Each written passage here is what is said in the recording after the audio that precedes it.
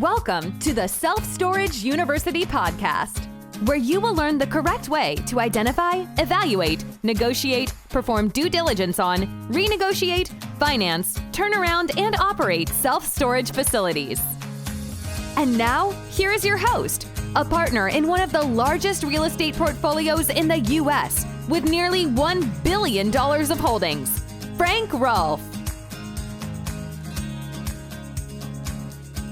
Webster's dictionary defines appraisal as an expert opinion of value.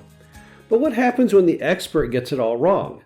This is Frank Rolfe, the Self-Storage University podcast. We're going to talk about what happens when you get a bad appraisal. Now, why do you need an appraisal? Appraisals are typically required when you get a loan, whether you're just buying that self-storage facility or refinancing the self-storage facility. The appraisal is what gives the bank comfort that the amount of the loan is accurate. So a bank is going to want to see the property appraised as at least what you're paying and hopefully even more. Therefore, when they get the appraisal, it affirms what they thought the price should be, and therefore they'll go ahead and make the loan. But sometimes the appraisal comes in too low. What do you do when the bank calls you and says, well, we got the appraisal back, but unfortunately, the property came in lower on the appraisal than what you're paying, and therefore we can't do the loan? Well, the first thing you have to find out is why. Why did that appraisal come in low? Because appraisers typically try and triangulate a value based on several items. There's an income approach, comparable sale, and replacement cost. And between those three methods, they try and come in with the price. So for you to come in low, something must be amiss.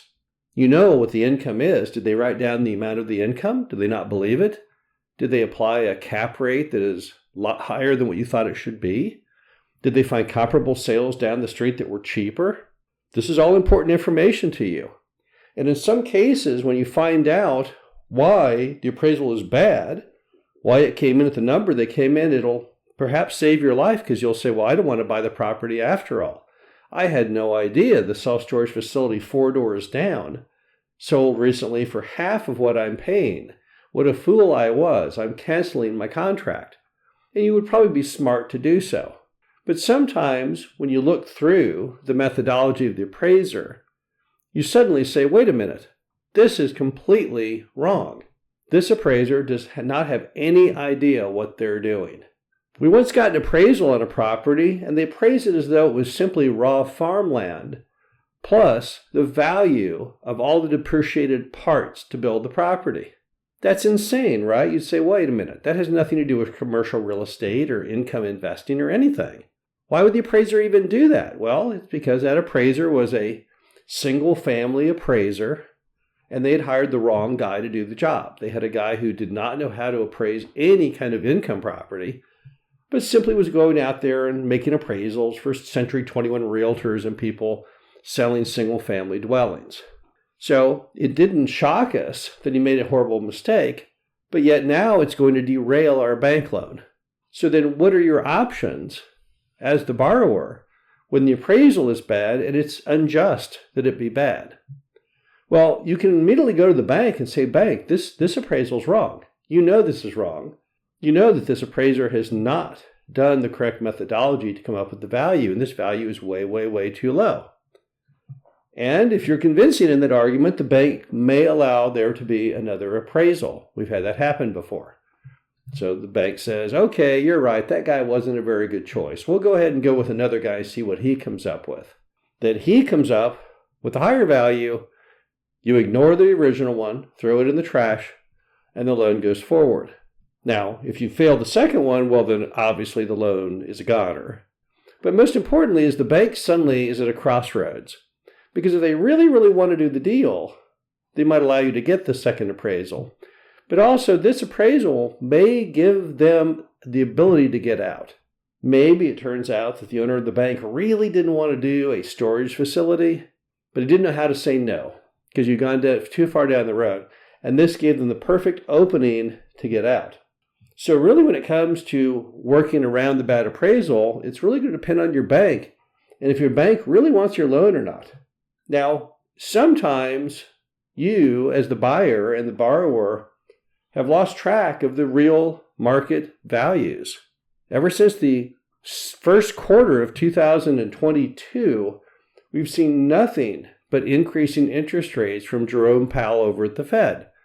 We've seen the Fed funds rate grow from 0.25 to about 5.5. That's the fastest rise and biggest rise in 40 years. So as a result, one thing you have to look at is, are you really being fair and accurate yourself on what the valuation may be?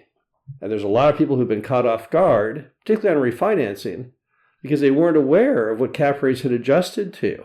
Also, they may be unaware of what interest rates currently are. It's very possible you could see a self-storage loan today on a refinancing where the value of your property is half of what it was when you bought it, because you might have bought it back when a cap rate could have been as low as 4%, and today it may have readjusted to 8%. Now, in those cases where you're going to have appraisals on refinancing, not new purchases, not something where you can counsel, it's very, very important that you be nimble and get well ahead of the game as your loan approaches. You typically want to refinance a couple years ahead, giving you plenty of time to get a loan, and if you can't, to go ahead and get the property sold. And right now, with interest rates starting to decline, they've already gone down 0.5 point on the Fed funds rate, you should see even properties that appraise poorly that can be fixed with time. But the essential thing is you be honest about where you stand, and if you can't get the appraisal that you hoped for on the refinance, work with your existing lender. See if it's possible to go ahead and extend the loan due date farther down the road, giving you time to react to market forces.